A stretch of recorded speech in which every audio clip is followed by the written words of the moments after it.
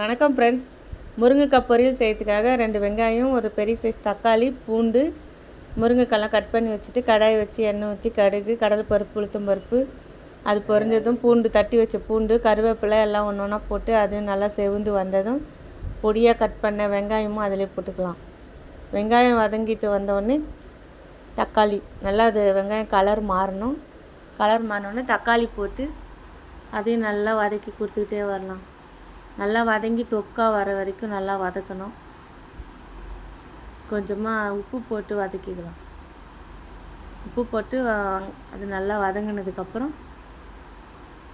தக்காளி குழஞ்சி வரணும். குழஞ்சி வந்ததுக்கப்புறம் முருங்கைக்காவும் அதிலே போட்டு கலந்து கொடுக்கணும்.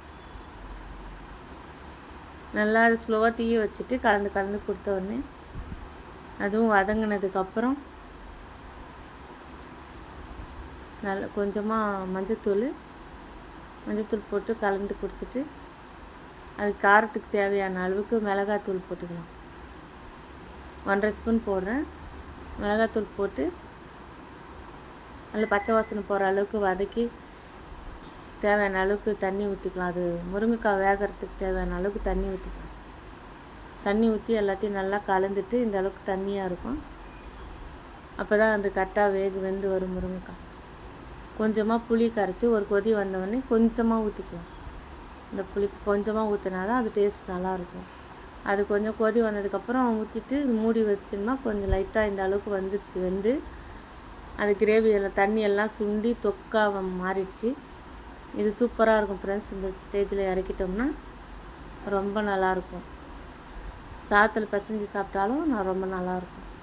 இது முருங்கைக்காயெல்லாம் எடுத்து வச்சுட்டு இந்த வானலில் இருக்கிற குழம்பையே நம்ம சாதம் போட்டு பசைஞ்சு சாப்பிட்டு பார்க்கலாம். டேஸ்ட் எப்படி இருக்குன்னு சூப்பராக இருக்கும் டேஸ்ட்.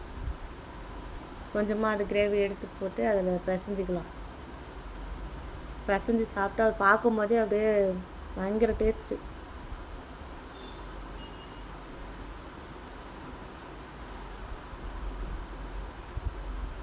சூப்பராக இருக்கும் ஃப்ரெண்ட்ஸ்.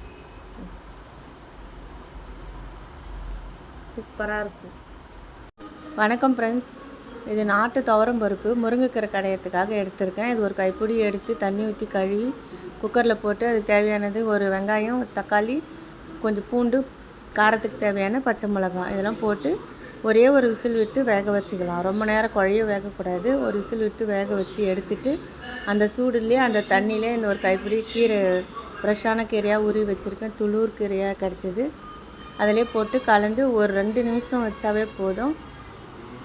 அது அதிகமாக வேகக்கூடாது. 2 நிமிஷம் வச்சுட்டு நல்லா கலர் மாறிடும். இந்த பச்சையாகவே இருக்கும்போது ஆஃப் பண்ணிக்கலாம்.